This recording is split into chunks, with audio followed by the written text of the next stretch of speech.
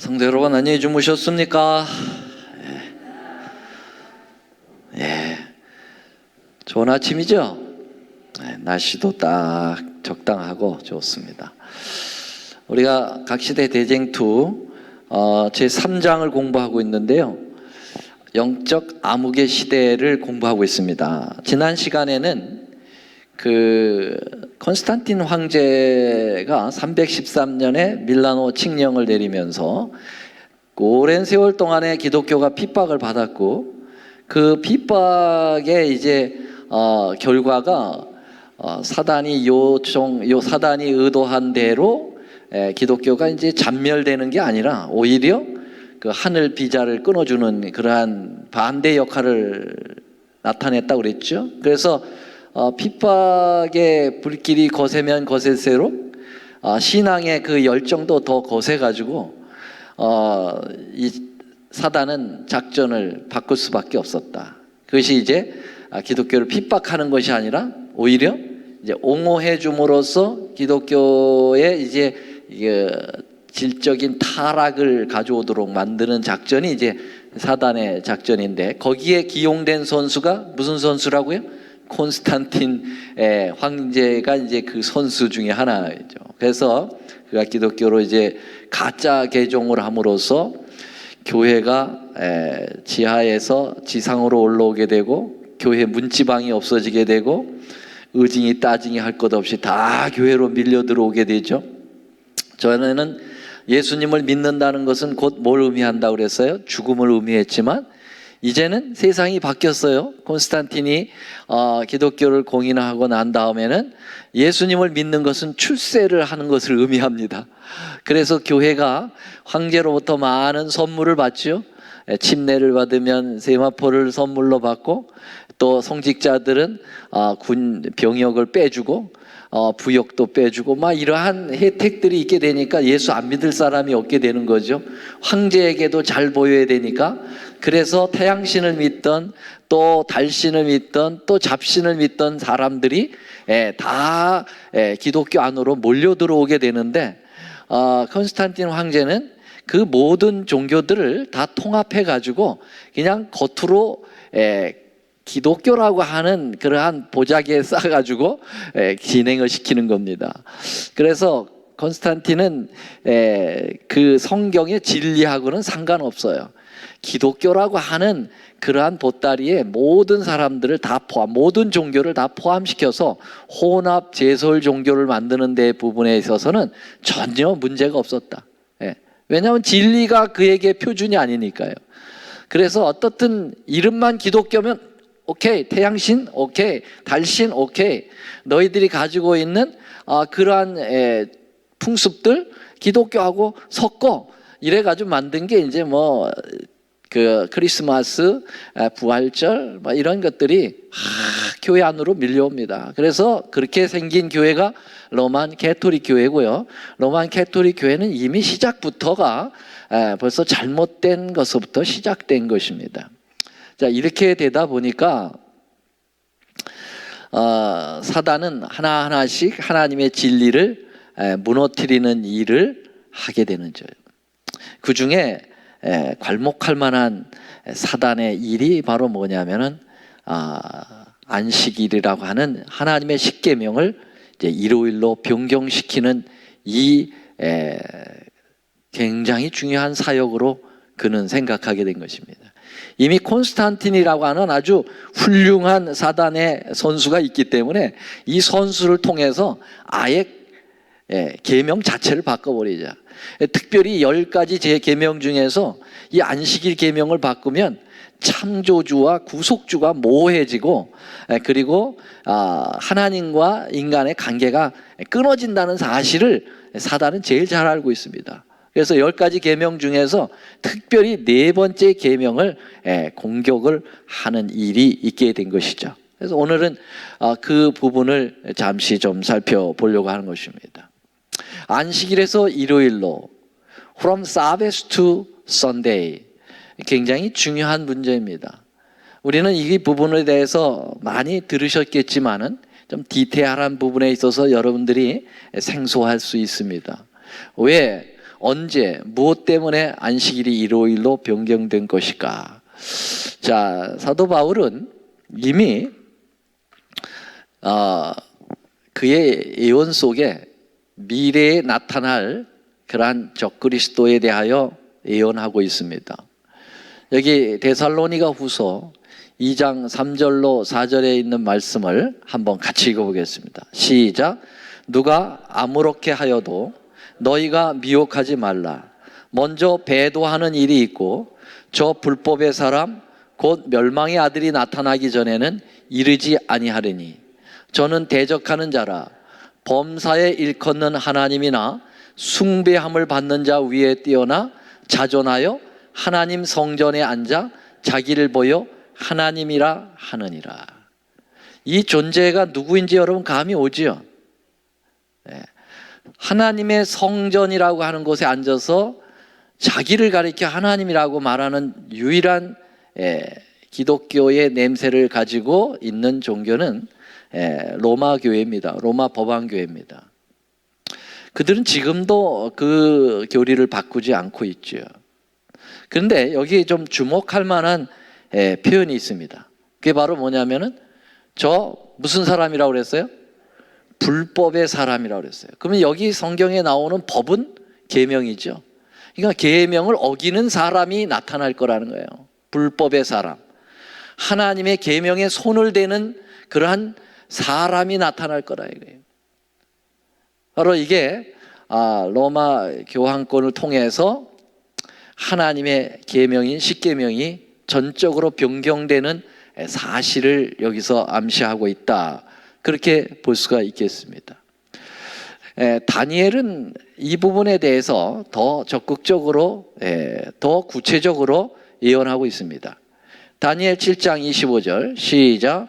그가 장차 말로 지극히 높으신 자를 대적하며 또 지극히 높으신 자의 성도를 괴롭게 할 것이며 그가 또 때와 법을 변개하고자 할 것이며 성도는 그 손에 붙임받아 한 때와 두 때와 반 때를 지내리라. 다니엘 7장 전체를 지금 해석할 시간이 없어요. 여기 그가라고 하는 것은 작은 뿔을 얘기합니다. 이 작은 뿔은 네 번째 짐승인 무섭고 천리를 가진 엄청난 짐승. 철하니까 네 번째 짐승 바로 로마를 얘기합니다. 이 로마의 그로부터 나온 것입니다. 로마로부터 나온 거기서 나온 10뿔 중에 3뿔을 뿌리째 뽑고 그리고 그 사이에서 은근히 올라와서 아주 작게 시작되지만 나중에는 엄청 커지는 뿔. 그래서 이 작은 리틀 혼이라고 하는 이 작은 뿔, 여기에 대한 그 정체를 이야기하고 있는데요. 그가 그 작은 뿔이 행할 일을 여기서 이야기하고 있는 것입니다. 말로 지극히 높으신 자를 대적한다. 지극히 높으신 자가 누구죠? 성경에? 그러니까 하나님을 말로 대적한다고 그랬어요. 다른 표현에는 큰 말을 한다고 그랬거든요. 그래서 여기 입이 커요, 안 커요? 입이 커죠. 그 말은 사람의 말 중에서 가장 큰 말은 뭐냐면은 내가 하나님이다 라는 게 가장 큰 말이에요. 그렇죠? 그거만큼 참남된 말이 없죠. 인간이 우주를 창조하신 하나님하고 내가 같다라고 하는 말보다 더 큰 게 어디 있겠어요? 그런 뻥이 어디 있겠어요? 세상에서 가장 큰 뻥은 내가 하나님이라는 뻥이에요. 맞죠? 그래서 가톨릭은 교황은 지상에 있는 하나님이다 그렇게 해요. 그리고 육신의 휘장으로 가려진 예수 그리스도 자체다 그렇게 이야기하고 있습니다. 얼마나 큰 말을 합니까? 그리고 지극히 높으신 성도를 괴롭혔지요. 한때 두때 반때 동안 1260년 동안 긴 세월 동안 종교 재판을 만들어 놓고 그들의 교리에 맞지 않는 것은 다 이단으로 몰아서 단두대 목을 자르고 엄청난 십자군 군대를 만들어서 수많은 사람들을 죽였습니다. 심지어는 8천만 명에서 1억의 사람들이 죽었다고 나와 있어요. 통계에 의하면요. 이 세상에 존재했던 전쟁에서 죽은 모든 사람의 수를 더해도 그 수만큼 안 나온다는 겁니다. 그런 엄청난 피해 역사를 일으킨 존재가 이 작은 뿔이죠. 근데 사람이라는 것은 망각이 있어가지고요. 그걸 다 잃어버렸어요. 그래서 지금은 엄청난 큰 종교로서, 그리고 그 많은 자선 사업, 이런 것도 거룩한 그러한 어떤 형식적인 예배, 미사 이런 걸 통해서 다 포장돼 가지고 사람들이 다 속아 넘어갑니다. 그래서 이 엄청난 그 오류에도 불구하고, 그러한 피해 역사가 있었음에도 불구하고 오늘날 많은 사람들은 캐토릭의 정체를 아직도 모르고 있어요. 그래서 다 캐토릭은 전도도 하지 않아도 매년 증가합니다. 매년. 야, 놀라운 일이죠. 사단의 걸작품 중에 걸작이 이 법안 교환권이에요. 그런데 그가 하는 짓 가운데 아주 중요한 게 있죠. 다 같이요. 시작. 때와 법을 변개코자 할 것이다. 구체적으로 얘기하고 있어요. 아까 데살로니가 후서에서 사도 바울은 불법의 사람이 나타날 거라고 얘기했는데, 다니엘은 그 불법이 하나님의 계명이고 그 하나님의 계명 중에서 때와 관계된 계명을 변경시킬 거라는 거예요. 여러분, 여기 때라고 하는 것은 목욕탕에서 미는 때 맞죠? 무슨 때입니까? 시간이에요. 시간적인 계명을 어기겠다는 거예요. 그걸 없애겠다는 것도 아니고 변개, 체인지하겠다는 것입니다. 1계명, 나 외 다른 신을 섬기지 마라. 시간 나와요, 안 나와요? 타임 나옵니까, 안 나옵니까? 안 나와요. 근데 2계명, 우상을 만들지 말고 거기에다 절하지 마라. 타임 나옵니까, 안 나옵니까? 타임 안 나옵니다. 3계명, 하나님의 이름을 망령케 일컫지 말라. 시간 나와요, 안 나와요? 안 나와요. 5계명, 내 부모를 공경하라. 시간 나와요, 안 나와요? 거기 무슨 시간이 나와요? 6계명, 살인하지 말라. 간음하지 말라. 도적질하지 말라. 내 이웃에 거짓 증거하지 마라. 탐내지 마라. 아무런 시간이 안 나옵니다. 4번째 계명만이 시간이 나와요. 아예 첫 번서부터 나옵니다. 제7일은 시간이에요. 거룩한 안식일인즉 엿새 동안은 힘써 일할 것이나 제7일은 너희의 여호와 하나님의 안식일인즉 계속 시간이 나옵니다. 그래서 4번째 계명을 이 작은 뿔이 살짝 바꿀 거라고 하는 예언이 나와 있죠. 그 예언은 정확하게 성취가 되었습니다. 그래서 이 4번째 계명이 이렇게 훼손되는데, 사단에 의해서 훼손이 되는 것이죠. 이게 바로 영적 암흑의 시대에 가장 괄목할 만한 사건 중에 사건이 이 사건입니다. 자, 그래서 이 안식일이 어떻게 이게 변경이 되었는가, 그 역사를 여러분들이 좀 아셔야 될 필요가 있어요. 그냥 마귀가 바꿨다, 캐토릭을 통해서 콘스탄틴과 함께 바꿨다, 이렇게 아는 것보다는 더 구체적으로 알 필요가 있습니다. 왜냐하면 적을 알고 나를 알아야 되니까요. 사단이 어떻게 이 안식일을 계명에서 변경시키는 작업을 시도했는지, 어떻게 여러분 계명이 이렇게 1.1에게도 바꿔지지 않겠다고 하고 천지가 없어지기 전에는 절대로 없어지지 않겠다고 예수님께서 천명하셨는데, 마태복음 5장 17, 18절에 보면은 분명히 그렇게 말씀하셨는데, 그리고 예수님께서 안식일을 자기의 습관대로 지키셨고, 사도 바울도 사도행전 17장 2절에 보면은 자기의 습관대로 하던 대로 안식일을 지켰다고 나오고, 예수님의 예언 가운데에도 앞으로 40년 후에 있을 예언 후에 뭐라고 그랬습니까? 너희 도망하는 일이 안식일이나 겨울이 되지 않도록 하라.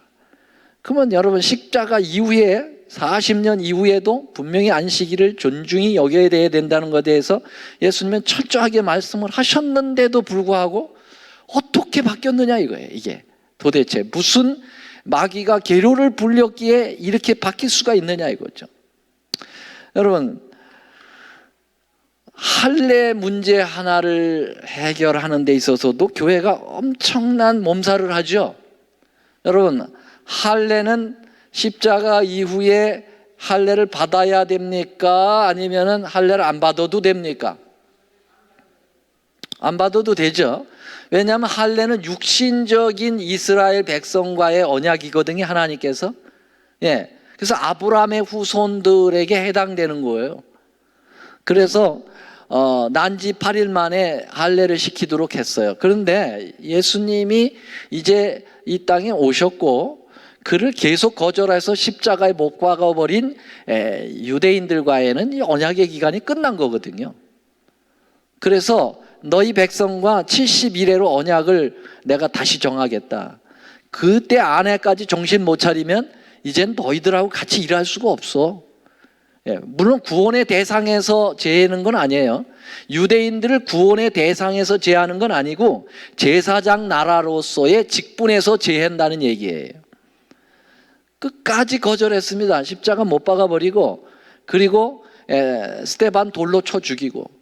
그래서 AD 34년에 70일에 예언이 정확하게 성취가 되면서 그들과의 언약 관계가 끝나요. 그래서 이제 새롭게 예수 믿고 들어오는 사람들에게는 할례 받을 필요가 없어요. 할례는 육신적 혈통의 이스라엘에게만 해당되는 거기 때문에요. 자, 이제 할례가 없어지는 이 문제까지를 놓고도 얼마나 교회에서 그래도 할례를 받아야 된다고 주장하는 사람들이 많이 있었잖아요. 히브리파 그리스도인 가운데. 그래서 헬라파 그리스도인들하고 히브리파 그리스도인들하고 이 기독교 안에서의 싸움이 있었어요. 그래가지고 사도행전 15장에 보면은 예루살렘 총회가 열렸잖아요. 이 최초의 총회입니다. 이제 내년에가 대총회가 있는 적인데 그 대총회의 그 뿌리가요 예루살렘 총회예요. 예루살렘 총회가 최초로 열렸는데 그 총회가 열린 이유가 뭡니까? 할례 문제 때문에 열린 거예요. 가장 주요 문제가 할례를 받아야 되느냐 안 받아야 되느냐. 결론은 어떻게 났습니까? 결론은 안 받아도 된다. 바울과 바나바가 일어나가지고 우리가 이방에 다 복음을 이제까지 다 전하고 왔다고. 근데 무슨 소리냐? 하나님께서는 이제는 모든 이방의 사람들을 다 하나님의 백성으로 초청하도록 했다. 너희는 가서 모든 족속으로 제자를 삼아 아버지와 아들과 성령의 이름으로 침례를 모든 족속으로 하나님이 세상을 이처럼 사랑하사, 그 세상은 우주적 세상이죠. 코스모스라고 그랬어요. 모든 사람을 다 대상으로 하는데 그 사람들에게 무슨 할례를 주느냐. 그랬더니 베드로가 또 일어나가지고 내 생각으로는 절대로 하나님께서는 할례를 이렇게 새로 들어온 사람에게 주도록 하지 않았다. 하나님은 누구에게나 다 우리의 하나님이시다 라고 이제 마지막 결론을 하니까 야고보 의장이, 예수님의 형제죠, 야고보 의장이 땅 쳐가지고 이제는 할례는 필요 없습니다. 그래서 그 결정된 것을 안디옥 교회, 이웃 교회에다 다 증거함으로써 할례 문제가 일단락됐습니다. 여러분, 정말 없어져야 될 할례도 그렇게 엄청난 토론과 이 몸살을 통해 가지고 결론을 내서 그 부분이 성경에 정확하게 기록이 되어 있는데, 절대로 없어져야서는 안 될 1.1획도 변경되어야 되지 않을 그 십계명 중에서 안식일 계명이 어떻게 이렇게 은근슬쩍 바뀔 수 있느냐 이거예요.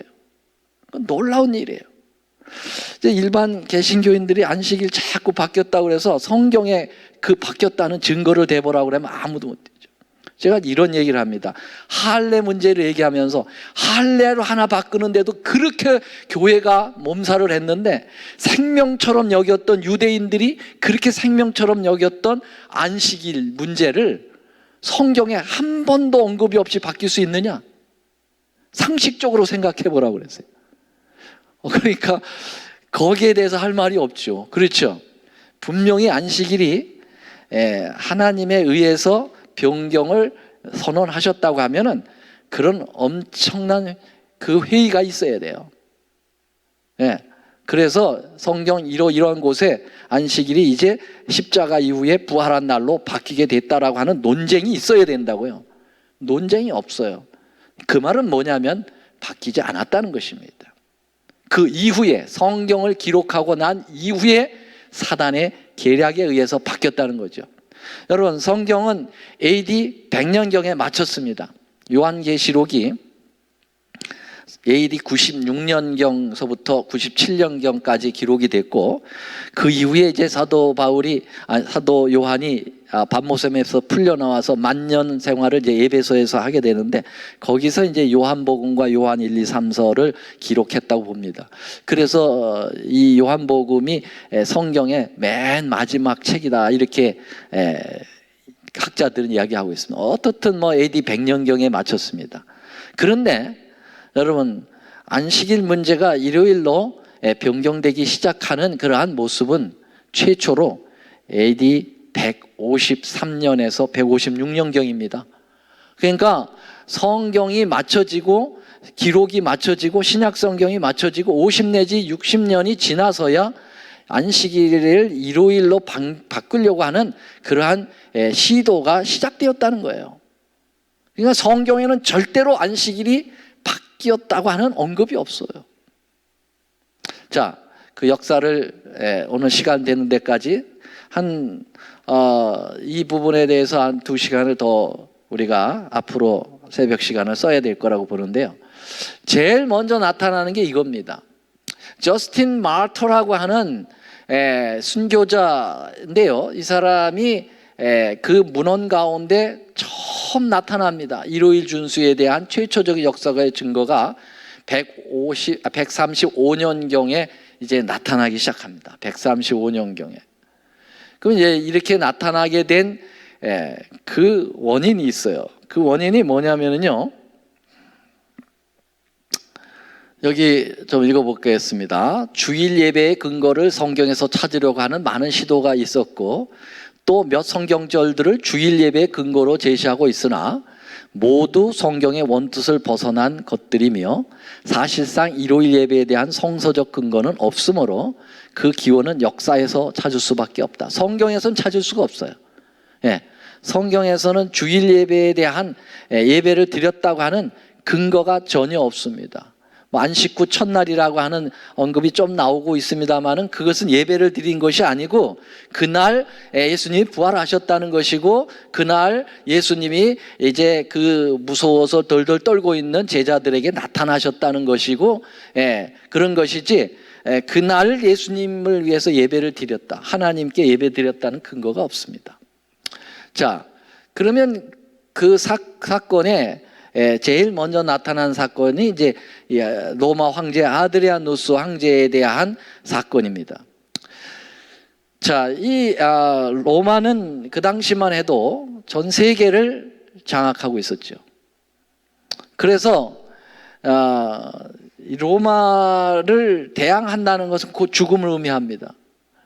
로마는 강력한 군대를 가지고 있었고, 로마를 반발하게 되면은 즉각 가서 진압을 시킵니다. 그래서 로마는 길을 뚫어야 됐어요. 그래서 로마는 수많은 속국을 향하여 길을 뚫어놨어요. 그래서 고속도로를 뚫어놓은 거죠. 그래서 모든 길은 어디로? 로마로라는 말이 나온 거죠. 그래서 이 로마가 수많은 나라를 식민지로 하다 보니까 그 식민지 나라들이 어떡합니까? 가만히 있어요, 이렇게 얌전하게? 우리나라가 일본으로부터 식민지를 받았을 때 가만히 있었나요? 뭐 어떻게 했어요? 만세 부르고 난리가 났잖아요. 독립군 만들고. 그렇죠? 독립을 쟁취하게 하여 속국들은 상당한 힘을 쓰는 겁니다. 왜냐하면 남의 나라 지배받기 싫잖아요. 힘이 없어서 그렇지만, 그러나 게릴라 작전을 피면서 자꾸 반란을 일으키는 거죠.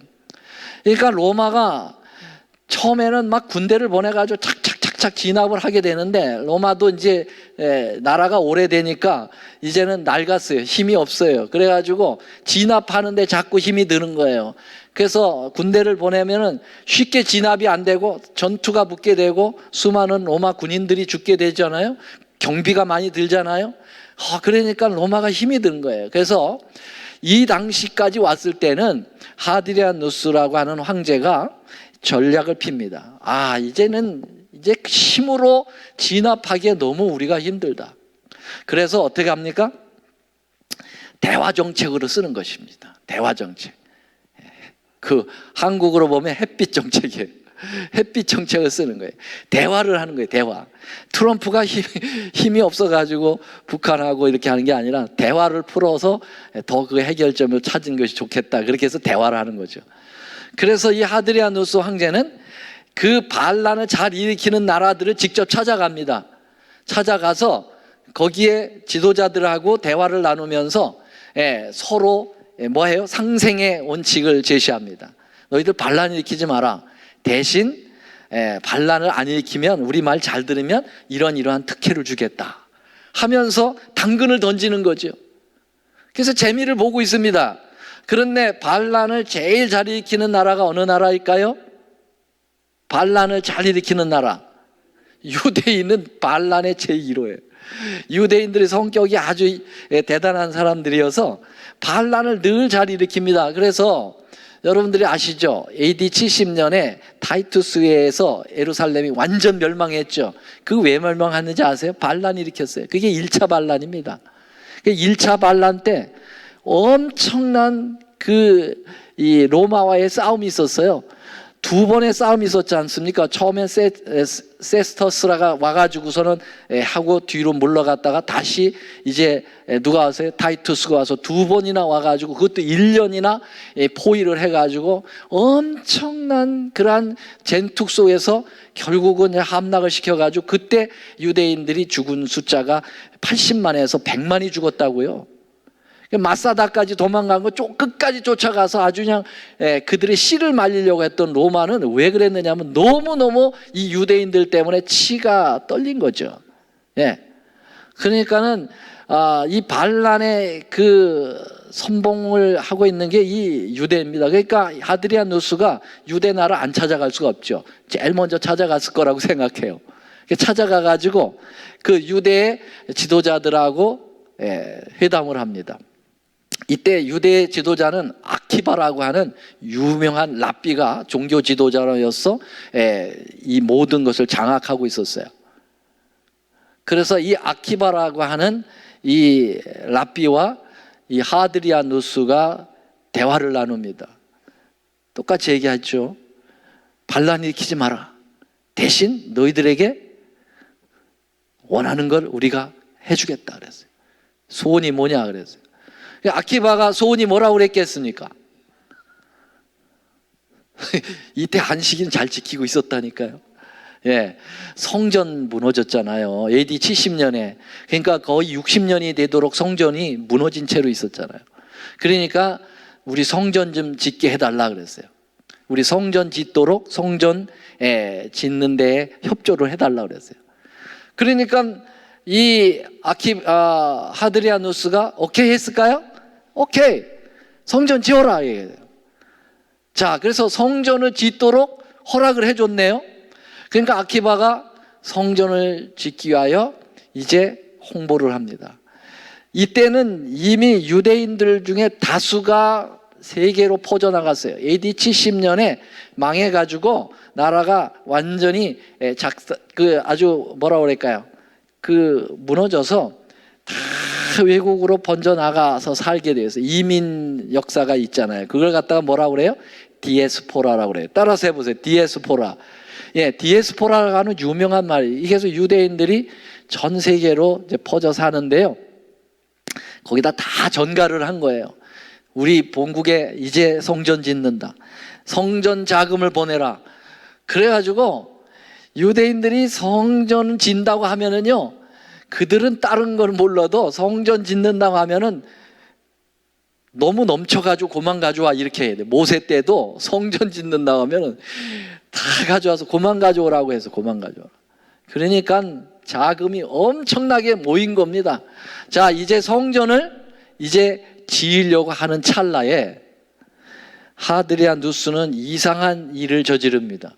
그게 바로 뭐냐면은 주피터라고 하는 태양 신전을 자기의 속국에 있는 모든 나라에 짓도록 만들었어요.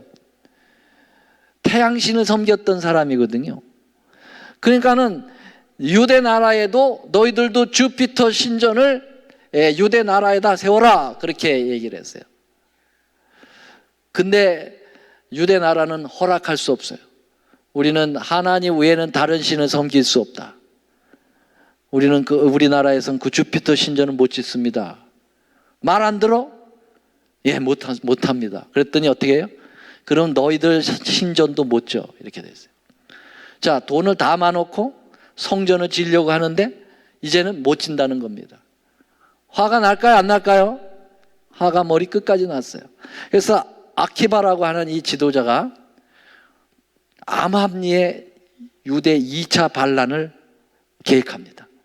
그 2차 반란이 바로 발케코바라고 하는 유명한 군인이 있었어요. 그 사람을 선택해가지고 너는 이 나라의 메시아다, 그렇게 얘기했어요. 그러면서 군대를 조직하라. 그래가지고 그 엄청나게 모였던 성전 건축 자금을 군자금으로 다 바꿉니다. 그래서 주도 면밀하게 반란을 획책하죠. 그래서 제2차 반란이 시작이 되는 겁니다. 빵 터졌어요. 이 유대에 있었던 로마 총독부를 갖다 공격을 해가지고 삽시간에 죽여버리고 그들을 다 쫓아내버리고 다 도망가 버렸어요. 그래서 독립이 되는 줄 알았죠.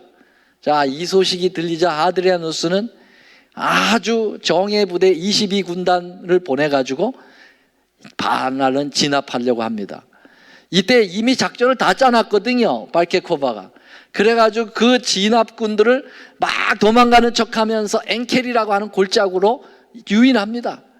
그래서 쫙 끌어들여가지고 그 골짜기 위에서 돌 던지고 물 붓고 기름 끓는 기름도 해가지고 그 정예의 반란 진압군이 몇 명만 살아남고 다 죽어버렸어요. 자, 이 소식이 로마에 들어갔습니다. 하드리아누스가 여기가 어디가 열렸을까? 이 뚜껑이 열렸어요. 그래가지고 이놈들 봐라, 얼마나 수모를 겪었는지. 이 하드리아누스가 정예 부대를 또 만들어가지고 초토화 작전을 벌입니다. 그 초토화 작전이 뭐냐면은 이 유대 경계섬부터 시작해가지고 사람을 만나면 사람 애들이고 뭐고 싹 죽이고, 집 만나면 집 불살라버리고, 짐승 만나면 짐승 죽이고, 쫙 이걸 갖다 초토화 작전이라고 그래요. 아주 쓸어버리겠다는 거예요. 그러면서 결국은 유대 반란이 진압이 되는데, 진압하는 과정 속에 로마 군인도 또 수없이 죽었어요. 그래서 하드리아누스는 이 2차 발케코바 유대 반란을 진압하면서 엄청난 피해를 입었기 때문에 원로원에 가서 그가 연설을 할 때 항상 하는 말이, 짐의 국가는 항상 전쟁에서 승리한다.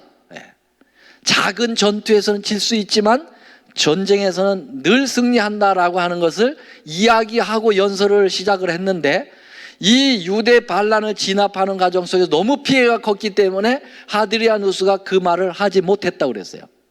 그러니까 완전히 로마의 자존심이 구긴 거예요. 자, 이렇게 되니까 로마는 유대인들에 대한 완전히 적개심에 불타올랐어요. 황제부터 시작해서. 그래서 이 로마 시내에 이미 와서 이민하여 와서 살고 있는 유대인들을 색출해가지고 모두 추방시키거나 죽이는 작업을 시작합니다. 반유대 정책에 이제 깃발을 드는 거죠. 자, 이 반유대 정책에서 이제 나타나는 게 바로 이제 안식일 문제입니다. 오늘은 여기까지. 다음을 기대하시라. 네. 좀 아쉽죠? 네. 그래서 다음 시간에는 이 하드리아누스가 반유대 정책을 펼치면서 안식일에 대하여 어떻게 공격을 했는지를 공부하게 되고요. 이제 거기서 타협안이 나오게 되면서 안식일 대신 일요일이 나오기 시작했다라는 것입니다. 오늘 시간이 되기 때문에 여기까지 말씀을 드리도록 하겠습니다. 가셔서 여러분들이 각시대 대쟁투 좀 많이 읽어주시기 바랍니다.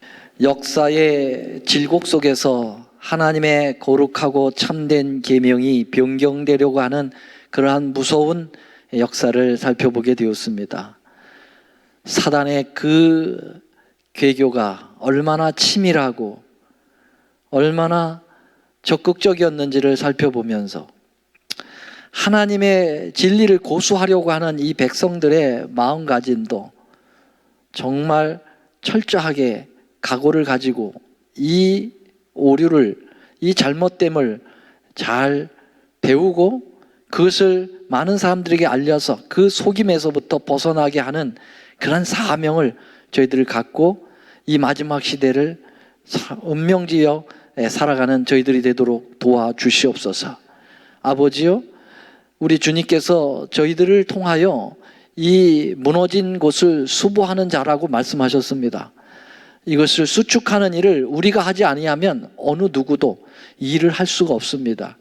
먼저 깨달은 축복을 주셨사오니 먼저 우리가 철저하게 하나님의 이 계명을 주님을 사랑하는 힘을 가지고 성수하게 도와주시고 주님 알지 못하는 백성들에게 이것을 나팔같이 날릴 수 있는 믿음을 허락하여 주시옵소서. 이 시간 또 저희들 흩어져서 기도할 때에도 함께 하옵시기를 바라오며 예수님의 이름으로 간절히 기도 올리옵나이다. 아멘.